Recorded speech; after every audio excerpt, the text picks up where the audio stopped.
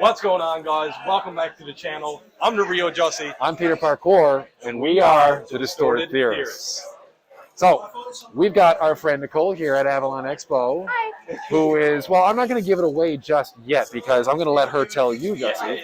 But she's going to be our first cosplayer interview that we're going to be doing here at And there is a lot. There's a lot of cosplay, but she swung by the booth and said she'd be interested in doing an interview. So, Pete, grill her. Let her have it. Let her have it. All right. So from I know who you are. Yes. So who you're dressed as. So for Justin's benefit, I want you to tell him who you're dressed as.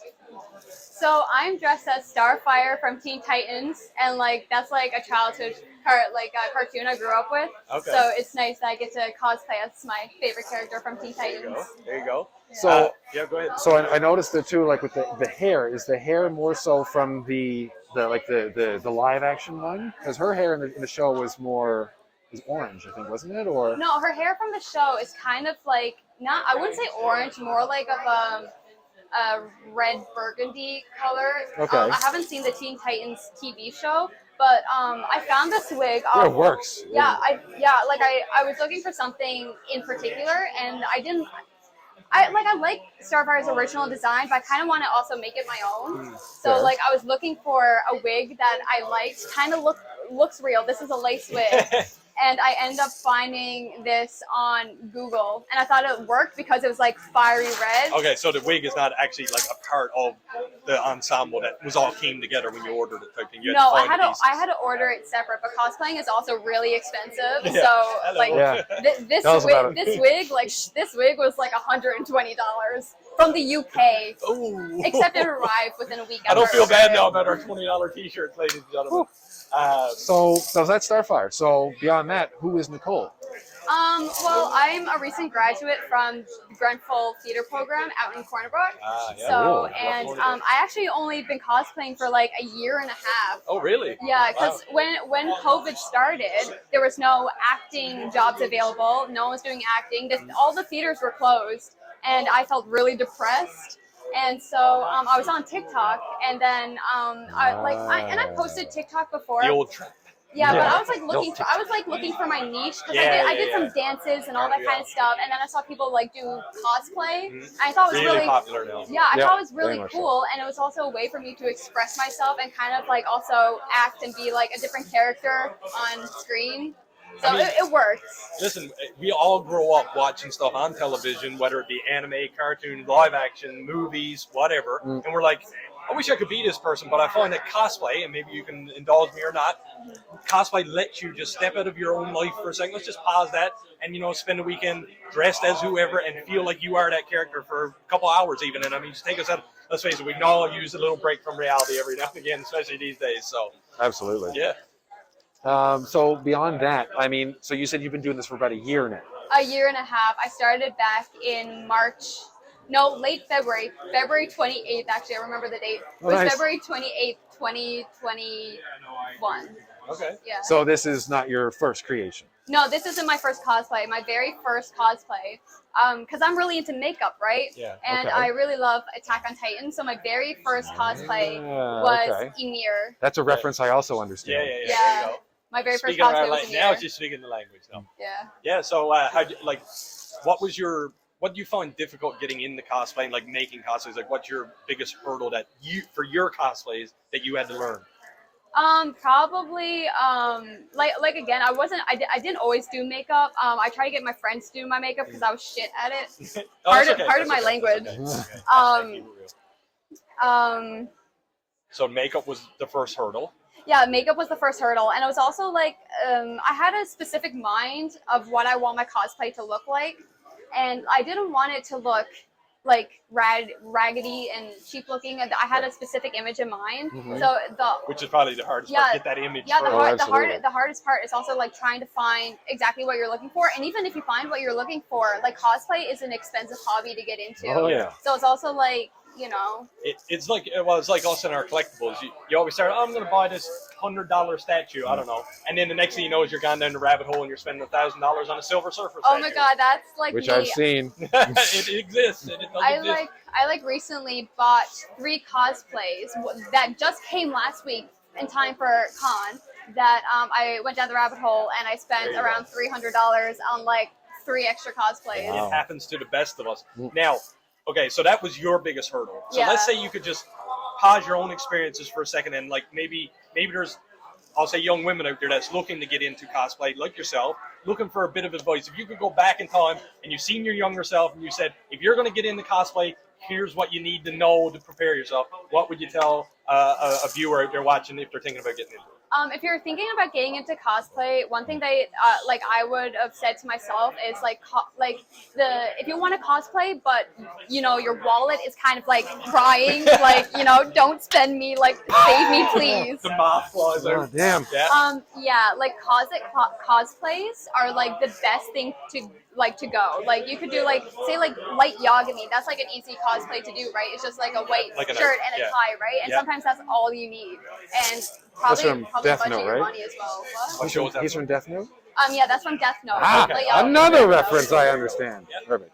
So basically finances is a big one. Like you kind of want to just be prepared financially to invest because you will get the most out of your cosplays that way, I guess. And so, like, would that be the same thing? Like, that was what you were telling yourself, but like in terms of any other, like, any kids that are starting out or anyone else that's like looking to start their own cosplay, would that be the same thing that you're putting out for that, or?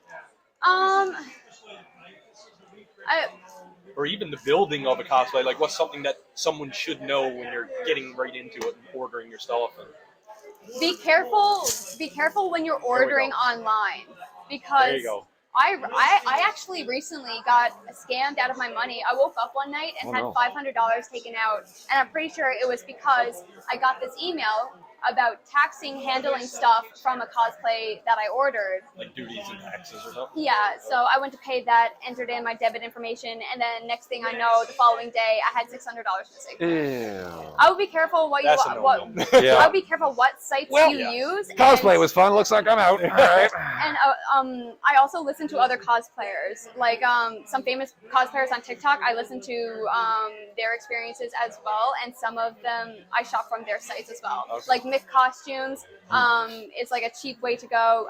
Doki Doki's a bit more on the expensive side. And I mean, I'm sure if there's local, I don't know who's going to watch this video, so maybe there's local cosplayers in people's areas that they can reach out to and be like, hey, you're into this.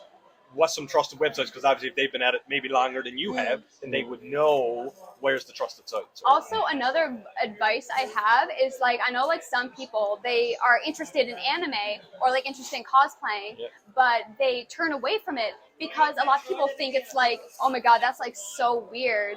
But like once Embrace you it.